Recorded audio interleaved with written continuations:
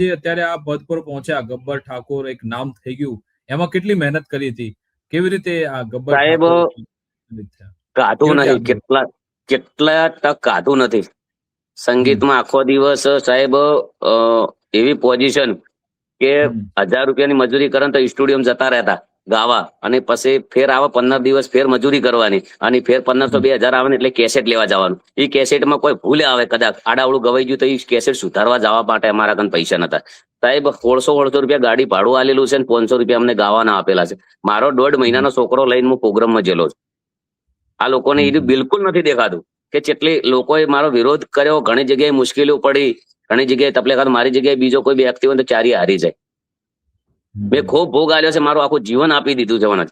પણ મને એટલો ફાયદો એટલો વધારે છે કે મારા અંદરથી આ લોકો એટલું નહીં ચમ શીખતા કે મારા ભાઈઓમાં કેટલો રાગ છે. અમે એક થાળીમાં ખાવા વાળા છે, આ લોકોને એ કેમ નથી દેખાતું?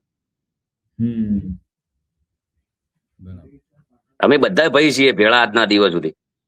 અને મારા ભાઈ જેવા છે, મારા મિત્ર જેવા. ફાવે નહીં મને એમના વગર. અરે મને સમાજ બહાર શું ગમે ને કાઢી મળે તો મારા ભાઈઓની જરૂર છે. કદાચ મને વધારે દુઃખ ચાર થાય, મને મારા ભાઈ કે ને કે ગબ્બર ઠાકોર તું ખોટો છે, જા ઘર બાજુ તો મને દુઃખ થાય.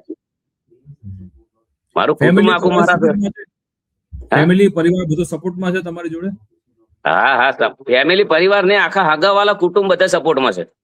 ફૂલ સપોર્ટમાં અમે 4 ભાઈએ છીએ. મારું બહુ મોટું કુટુંબ છે અને એક જ ઘરમાં રહીએ છીએ. 1 મિનિટ ને થોડી વાર પણ નહીં ચાલતું. એક થોડા વાર હોય તો કે ચોજ્યા અને એક જણ પોતો થાય. એ આખી દુનિયાને ખબર છે કે ગુજરાતમાં એક જ એવો પરિવાર છે, હશે ઘણા બધા પરિવાર, પણ એ ગબ્બર ઠાકોરનું સોશિયલ મીડિયામાં એવો પરિવાર છે કે એના જેટલો રાગ બીજી કોઈ જગ્યાએ ના હોઈ શકે. બરાબર. ચલો, અંતિમ સવાલ કે તમે એક તો તમારો કાર્યક્રમ આગામી કઈ રીતનો રહેશે, અને બીજું તમે આ પ્લેટફોર્મ ઘણા બધા લોકો જોશે તો સમાજના આગેવાનોને શું અપીલ કરવા માંગશો, શું કહેવા માંગશો? ડીજે સંચાલકોને પણ શું કહેવા માંગશો? ત્રણેયનું કહી દો. ડીજે વાળાને કહેવા માંગુ છું કે આપણે રોજગારી કોઈ છીનવી ના શકે, બરાબર? અને તમે લોન ઉપર લાયા છો, તમારે હપ્તા ભરવાના હોય તો મુશ્કેલીમાં ના ચિંતા ના કરતા, જે થાય એ સારું થશે. કદાચ સમાજ બહુ મોટી મીટિંગ કરીને સમાજમાં સુધારાઓ કરશે ને કોઈની રોજગારી ના છીનવાય તો એના અંદર અમે ઉભા રહીશું. નક્કી બાકી તો ડીજે વાળા, સાઉન્ડ વાળા, રિધમ વાળા મીટિંગ કરવાના જ છીએ.